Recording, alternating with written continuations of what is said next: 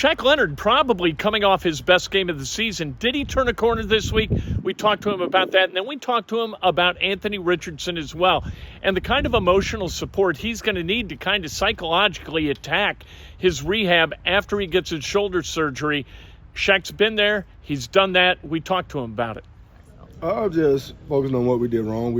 Especially defensively, we didn't get enough takeaways. So this week, just focusing on how can we take the ball away. And this team that we're playing is a good team. They're a good running the ball team. So we got to find a way, stop the run and find a way to get some takeaways.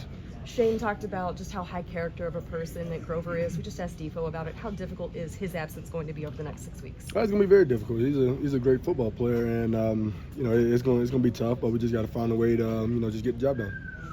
Shaq, when you went back and watched yourself on field last week, did you think it was one of your better games of the season? Yeah, I thought I moved around well. I thought I played with hands. I played aggressive. I do think that was one of my best games. How does it feel like do you feel like you're turning the corner, or how do you view it? Yeah, I think I'm turning the corner. Cleveland obviously boasts a very stingy defense. They've been one of the more effective defenses over the early part of the seasons. What do you respect about their game and how they play defensively, and how do you come out and want to match the level of physicality that they play with? For one, they got A-Walk over there, so, I'm loving the way that he's playing the game. They got a great defensive line, especially with Myles Garrett, and, he's been disruptive. They found a way to get off the field. That's one thing that, I respect for them. And, for us, we got to find a way to stop the run, and then we got to find a way to take the ball away, and then we get the opportunities. We got to take full advantage of opportunities that, for, punching the ball out or scooping the ball or, just catching the one the quarterback throw to us. With the loss of Anthony for this season, what are the words of advice, the wisdom that you try to share with the journey that you have experienced over the course of your career as well? That is, it's not going to be easy. It's going to be very frustrating just, stand on the sideline or, just watching the game from home if that's what he's going to do. But, just continue to focus on him and focus on the small wins on the dailies, and just know that his team has his back no matter what. And, we're going to be there every step of the way. If you need anything, we got him. How much of the rehab process is mental versus physical? I think it's 80-20. 80-20 mental and then 20% physical, because especially with mine, it's more so, trusting it and, being able to plan off of it instead of making false steps and doing the thing that you did once before. So I think that is 80-20. You're always so great about using your platform to impact others. How much do you take away of, as much as I've had to struggle and endure certain battles, whatever I can do to help somebody else and maybe make this path easier for them, maybe that's part of what I can do with my message? That's the number one thing I try to do when a guy get hurt. I'm right there. Just let them know that, hey, I'm here for you.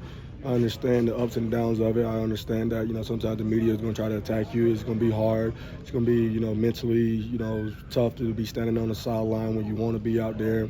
Just know that, no matter what, just continue to get better, continue to grind as hard as you possibly can. And, if they had any questions or if there's anything I can do for them, just know that I'm there. We always see you so involved in the times when you've been limited and off the field. You've been on the sidelines, coaching people up. You've had the whiteboard up at certain points. How beneficial can it be to stay mentally locked in and engaged even when physically you're not able to be out there on the field? I think it's very big. For me, I felt like for my first 4 years of playing, I didn't know what to look at on the iPad. And then being out last year and having a lot of time to study the iPad while the guys was on the field. Now when I come back, I understand of what to see and what to look for, and I really feel like it's changing my game and helping me help the guys on the field. Shaq, were you here when P.J. Walker was here? Oh yeah, I was. Yeah, okay. You might get the chance to face him this week. Yeah, I'm looking forward to it, man. Me and P.J. we actually sat beside each other rookie season and in the team meeting room, so we had a lot of conversations. He's a great guy. I respect his leadership role. I respect him as a player.